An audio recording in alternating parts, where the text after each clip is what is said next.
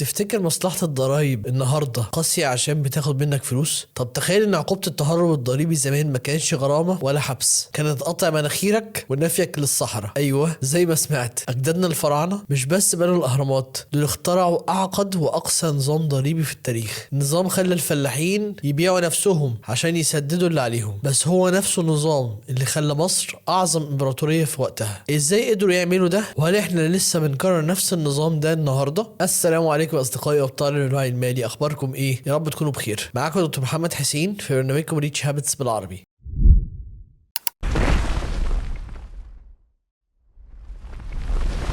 النهارده بنكمل رحلتنا الشيقه في رحله المال من بابل لبيتكوين. بعد ما شفنا ازاي البابليين اخترعوا الديون والربا اللي عرفنا انهم اساس تدميرهم، جايين نتكلم عن اختراع تاني اساسي لاي دوله، الضرايب. كتير مننا بيشوف الضرايب كعبء، لكن الحقيقة يا جماعة ان مفهوم الضرايب ده هو الوقود اللي شغل آلة اعظم الحضارات زي الاهرامات والمعابد في مصر القديمة. النهاردة هنرجع بالزمن لارض الكنانة وهنكشف ازاي المصريين دول اللي بنوا حضارة ابهرت العالم كانوا رواد في اختراع نظام ضريبي منظم وعادل نسبيا في فكرته الاساسية، وازاي النظام ده كان السبب في قوة دولتهم. في سلسلتنا احنا بنستكشف الدروس المستفادة وهنشوف ازاي الضرايب لما بتدار بعدل بتتحول من مجرد اخذ اموال لاعمار للارض، بتمول مصالح الناس وبتبني دولة قوية. تخيل معايا مصر القديمة، الحضارة دي قامت على ضفاف النيل، وعشان تستمر محتاجة نظام يجمع الموارد عشان يمول المشاريع الضخمة زي بناء الاهرامات ويدفع مرتبات الجيوش والموظفين. هنا ظهرت فكرة الضرايب. المصريين زمان ما كانش عندهم عملات معدنية، فكانت الضرايب بتدفع باكثر من شكل. يا اما المحاصيل الزراعية زي القمح والشعير هم اساس الدفع، الفلاح بيدفع نسبة من محصوله كضريبة للدولة. العمالة والخدمات ممكن تدفع ضريبتك عن طريق العمل في مشاريع الدولة، بناء وحفر القنوات لمدة معينة من السنة. المنتجات الحرفية، الحرفي بيدفع جزء من منتجاته زي الأقمشة أو الأواني. النظام ده كان بيتم إدارته بدقة تقترب من الكمال.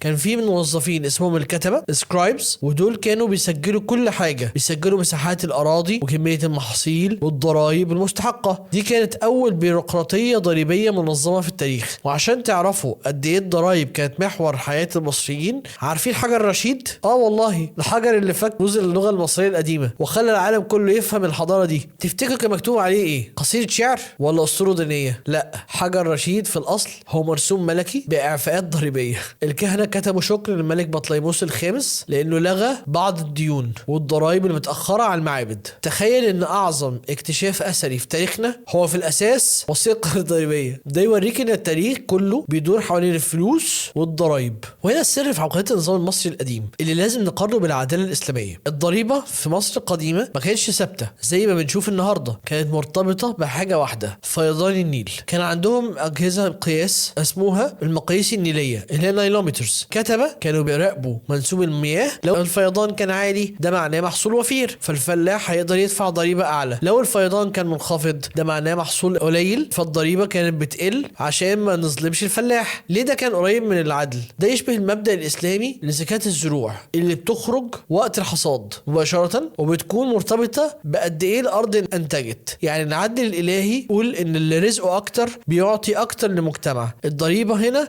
مرتبطة بالقدرة على الدفع، الفيضان بيحدد القدرة، الفلاح بيدفع ضريبة تتناسب مع رزقه اللي جابه له ربنا عن طريق النيل، وده حماه من الإفلاس والعبودية اللي شفناها في بابل. وعلى فكرة النظام ده بيفكرنا بقصة عظيمة كلنا عارفينها، قصة سيدنا يوسف عليه السلام لما فسر حلم الملك بسبع بقرات سمان يأكلهن سبع عجاف. الحل الاقتصادي اللي قدمه سيدنا يوسف كان عبارة عن ايه؟ كان ادخار مركزي وإدارة صارمة للمخزون. سيدنا يوسف يعتبر أول وزير اقتصاد وتخطيط في التاريخ طبق نظام صوامع الغلال عشان يحمي الدولة من المجاعة. المصريين القدماء اتعلموا الدرس ده كويس جدا وبقوا يخزنوا الفائض في سنوات الرخاء الفيضان العالي عشان يصرفوه في سنوات الشدة. ده مش بس كان نظام ضريبي، ده كان نظام تأمين اجتماعي سابق لعصره بآلاف السنين.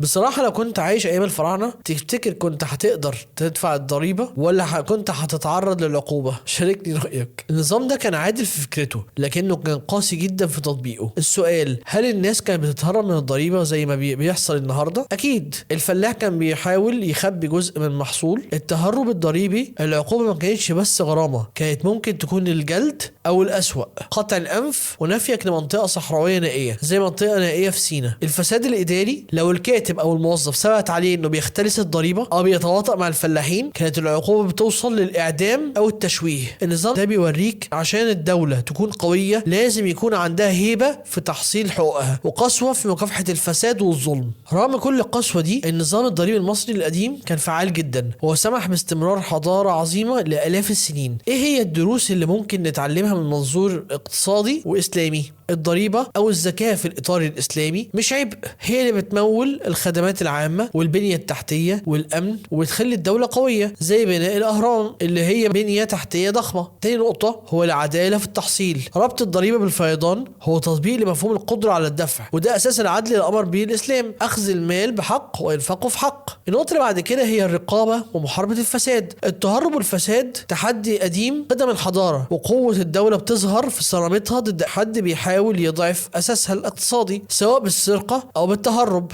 الضرائب المصرية القديمة بتعلمنا إن أي دولة قوية لازم تكون مبنية على نظام مالي يحقق العدل في الأخذ والشفافية في الإنفاق. فهمنا لتاريخ الضرائب في مصر القديمة بيخلينا نشوف إنها جزء لا يتجزأ من أي نظام اقتصادي ناجح وإنها كانت ولا تزال وقود الحضارة. بس الأهم إن الضريبة بتفقد شرعيتها لما تفقد عدلها، لما تكون ثابتة وظلمة لا تراعي قدرة الفرد. لو الفيديو ده فتح عينيك على حاجة جديدة أو غير تفكيرك ما تنساش تعمل لايك وتشترك في القناة، ده بيساعد المحتوى يوصل لأكبر عدد من الناس اللي محتاجة المعلومة دي. واكتب لي في تعليقات تحت إيه أكتر حاجة فاجأتك في نظام الضرائب المصري القديم، وهل شايف إن نظام ربط الضريبة بالقدرة زي ربطها بالفيضان ممكن يكون ليه تطبيق بشكل او باخر النهارده في ضريبة الدخل مثلا؟ شاركني رأيك. انا دكتور محمد حسين، اشوفكم في الحلقة الجاية من رحلة المال من بابل لبيتكوين عشان نكمل رحلتنا ونشوف ازاي الرومان غيروا شكل التجارة والمال. خليك غني وغير عاداتك المالية. السلام عليكم.